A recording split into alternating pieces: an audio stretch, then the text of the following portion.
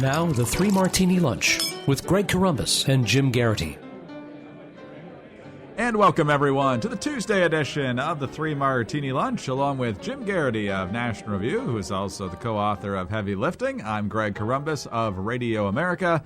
Good, bad, and crazy martinis for conservatives today, as usual. And Jim, for a good martini, we turn to not only Morning Joe, but Joe Scarborough himself. He had a very lively discussion around the table yesterday with Mika and Mark Halperin and Mike Barnacle and Willie Geist. And the topic was whether Republicans were justified in being frustrated with how they're being treated by mainstream media journalists, most of whom are liberals, at these debates so far. And it got bandied about in a number of different ways. But Scarborough eventually went on to a topic that probably made the folks at NBC a little bit nervous at times.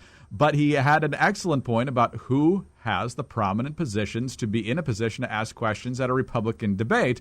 And a couple different clips here. First of all, he explains that even the most esteemed members of the media over the generations have all been lefties. Walter Cronkite, who we watched every day, and we loved Walter Cronkite growing up. Walter Cronkite was a liberal. Yeah, guess what? Tim Russert, a guy that I love and a guy that I respected, who was the best of the best, was a liberal. Tom Brokaw, I'm guessing, Tom, you know how much I love him and I respect him. I doubt Tom's ever voted in a Republican primary before. So when you say objective, we Republicans have been forced to define objective as people who were objective Democratic voters.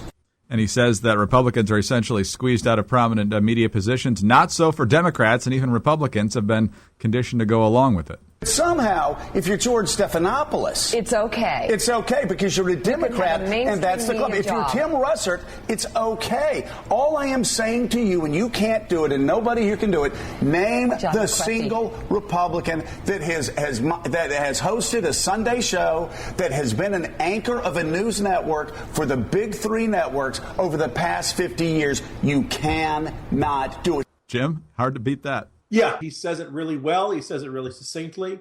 For a long time, I'd had the argument that MSNBC gets worse as the day goes on. That he starts out really well with Joe. Chuck Todd used to have the show after Scarborough. And then by midday, it was going down the hill. Mid-afternoon, you had Ed Schultz and Al Sharpton. By evening, you got Rachel Maddow. And now they have Chris Hayes and guys like that. But, who was the guy who used to run around trying to punch people? Oh, gosh, which one? Dylan Ratigan? No, he was this angry guy, Irish. Ed Schultz? No, not him. The other violent nut job. Olbermann? So the point being that Keith Olbermann? No, him too. Well, God, keep this rolling. This is actually really very illustrative. Actually, so last call.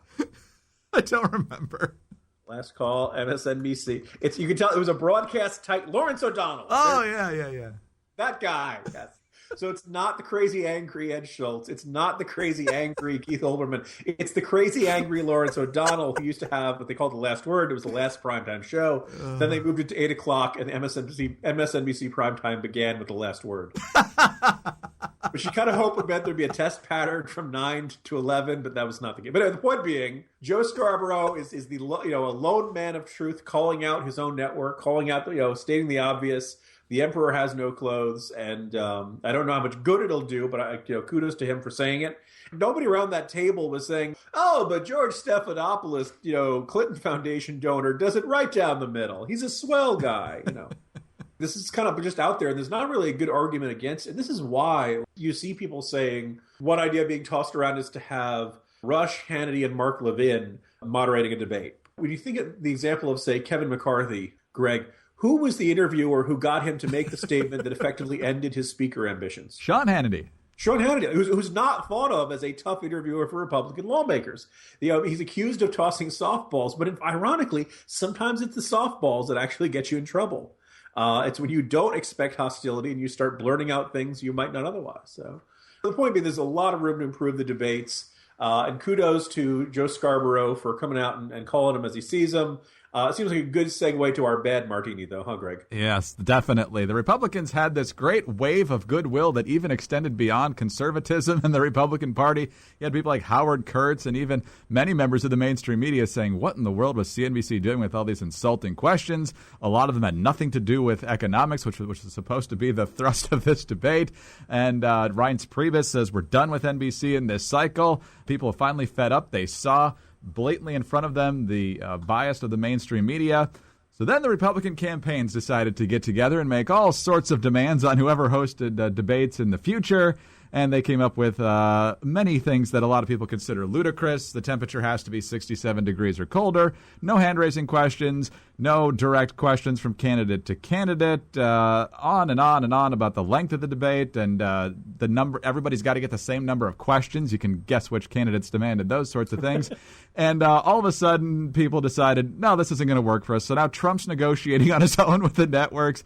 Fiorina said she never wanted a part of it. I'll debate anywhere. And essentially, what seemed like a great bit of momentum for Republicans and conservatives against the media establishment has essentially imploded in less than a week. The problem is that they have occasional legitimate points in here. Like, let's turn down the thermostat so our candidates aren't sweating. Correct. That strikes me as a very reasonable point. Wanting to get, I think at the very least, something close to the same number of questions to each candidate seems fair. Where this runs into trouble is that Trump has already said no debates can be longer than 2 hours, which, whatever you think of his perspective, he is making a pretty good point about the likely attention span of the viewer, right? I think Carson also had wanted less than 2 hours. If you have 11 people up on that stage, it makes it really tough to give everybody. 10 people on a stage. If nobody spoke and there were no commercial breaks, everybody would get 12 minutes tops. Obviously, they put in a lot of commercial breaks because the networks want to make money on this. You have to have time to ask the questions. You take out the time for crosstalk. Everybody ends up with like 5, 6, 7 minutes. And most of them feel like they've been sitting there standing for 20 minutes, 30 minutes between answers. Eric Erickson actually makes a really good point today. He says the RNC actually was the right person to be doing the negotiating on behalf of the candidates. And despite all the fans of the candidates say, hey, what is the objective of the RNC? The objective of the RNC is to have a good debate that showcases the best side of their candidates, but also that lets Republicans see the differences amongst their candidates and make an informed choice. What do the candidates want, Greg? To look good, right? Yeah. They want the circumstances that will make them look best, and that may or may not be the ones that will give you the clearest contrast between the candidates. Somebody like Trump or Carson, look, when you're ahead of the campaign, you want nothing to go wrong. So really, you want the debate to be as short as possible, and you want it to be as limited as possible. At one point, Carson wanted to have a 5-minute opening statement for each candidate.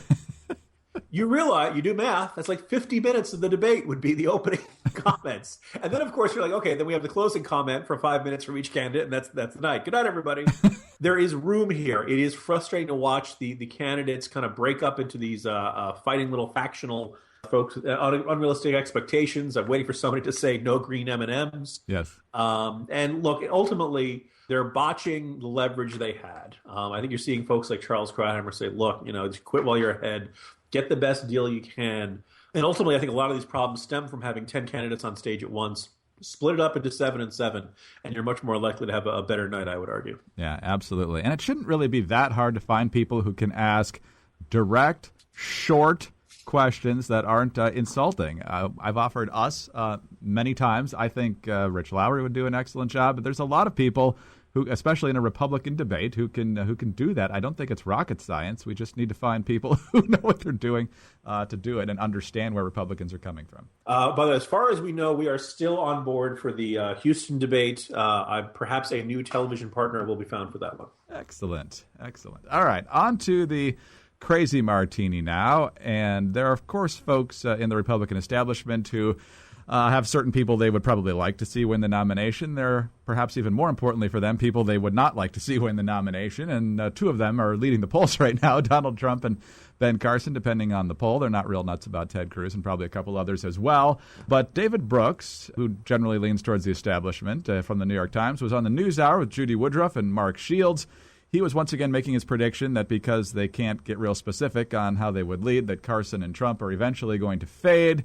And then he offered this. I do think it'll be Cruz and Rubio at the end of the day. I think Cruz will inherit. And Republicans are really angry. They think the country is going down the tubes. And so they have to express that somehow. They're expressing it now. And I think, but those voters will eventually wind up with Cruz, and then the mainstream voters will wind up with somebody like Rubio or Kasich, who knows. But I just can't imagine. A major American party does not nominate Donald Trump. I just can't believe it. I'll have to go to Canada. Until the last 5 seconds, that was rational analysis. Now we have to award David Brooks the Baldwin Midler Award for threatening to go to Canada, or at least leave the country if a certain person wins the next election. Happy trails to you. You know, get that passport. But no, look. I think you have the right approach there, Greg. It's time for a blanket declaration of, if this candidate I don't like wins, I'm leaving the country. Because people never do that, for better or for worse. Maybe it's a good thing. You should not give up on your country because they happen to elect somebody you don't like, right? I mean, a lot of conservatives have said they didn't like Barack Obama. You probably saw a bunch of Republicans saying, if Obama wins re-election, I'm moving away. And, in fact, in 2011, 2012, I used to ask conservatives, where is your go country? And apparently Belize was very popular. But my thing is that most people did not do this, thankfully. And, we probably should refrain from saying, if Hillary wins, we're going to leave the country. Look, we're not raised to be quitters. We're not raised to cut and run. We're not raised to give up on our country when the electorate makes choices we don't like. We stand for what we believe in, and we fight for them, and we don't decide to just say, I'm putting my money into gold and heading off to someplace in Central America. Doesn't sound right. And for David Brooks, he sounds like the lefties who said, Bush has been reelected, I'm going to Canada. Look, go ahead, enjoy it. Enjoy the poutine. It's delicious. Winters are tough up there, but there's something nice to be said about the Canadian. I'm sure they're very hospitable.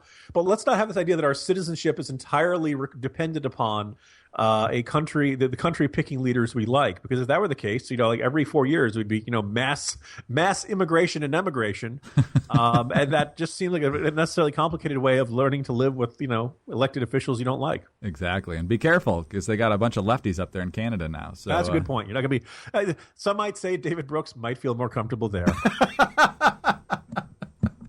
Well done. On that note, Jim, talk to you tomorrow. See you tomorrow, Greg. Jim Garrity of National Review. I'm Greg Columbus of Radio America. Thanks for being with us today, and be sure to tune in again on Wednesday for the next 3 Martini Lunch.